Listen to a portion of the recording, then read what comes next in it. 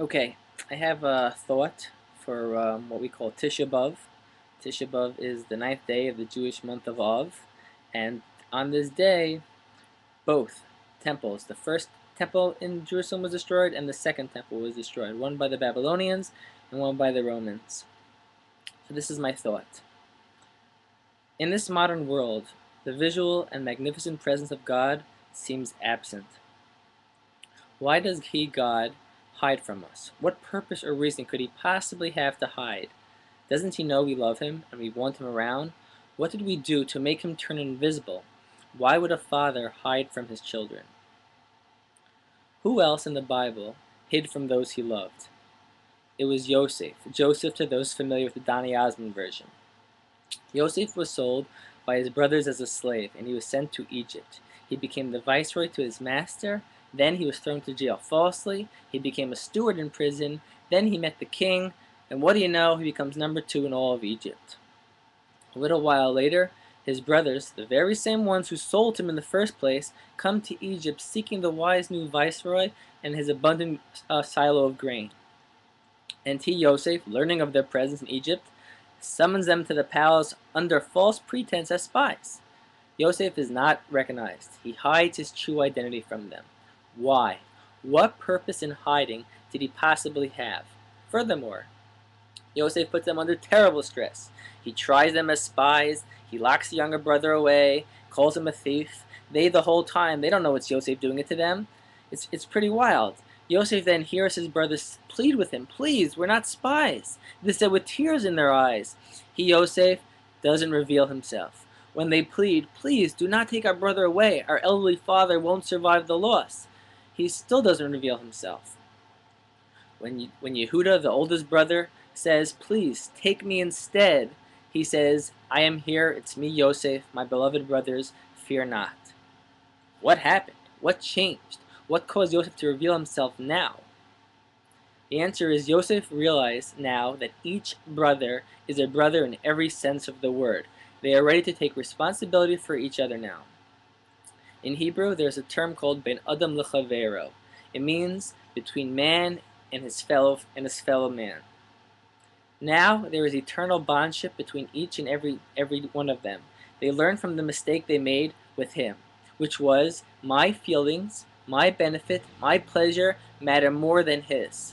Now Yosef lets his whole facade fade, and they see it here. This is the master plan that God had all along. I love you all. So Yosef hid from his brothers, and he only revealed himself when they showed that we are brothers not just in name but in action too. God, Hashem, is the same way. He's waiting for us to love each and every one through the loss and the gains. He wants to become part of a family. God is called a Father in heaven. But not until we show our devotion to the family and become something to be proud of. You want in this family, you have to love the siblings, from the baby to the grandparent. And make no mistake, Judaism, the religion of the Bible, it's not a religion, it's a family name, it's a last name. When Jews abandon Torah, he's walking out of his house, leaving his family behind. When your brother or sister moves to the other coast, they're still your sibling. You don't not become a member of a family. This is how it is to be a Jew. You can't escape this family. But if you want our Father, like Yosef, to throw off the cloak and reveal himself as our Father publicly, we have to show him there is a family to be a father of.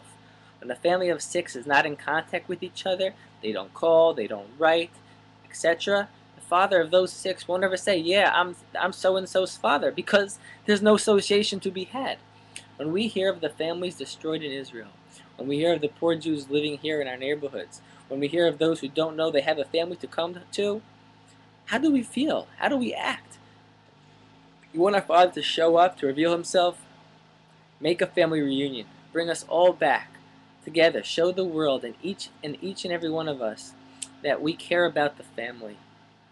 That we could hear about something that happens, a terrorist attack in Israel that happens daily, and we feel it, that it happened to us. When we hear of someone poor and desolate and can't afford to send his kid to a good school or feed them or clothe them, it should hurt you. And you know what? You may Judaism may be our family, but we have cousins too, and that's the rest of the world. That's the non-Jews as well. When we hear what goes on in third world countries, or we hear of floods and tsunamis and hurricanes and oil spills, how do you feel about that? Do you feel it inside that it's happening to you? You have to feel that connection. You have to tell your father, like the brothers told Yosef, take me instead, that I feel it. And if you do that, then who knows? So you say, Father, take me instead. Don't harm any more of your devoted children to sickness, to harm, terrorism, disease, hunger, cold. And you have to mean it. Then maybe our Father will embrace us. And when we come to Him with a cause we truly believe in, like any loving Father, He will write that check and make the pain go away.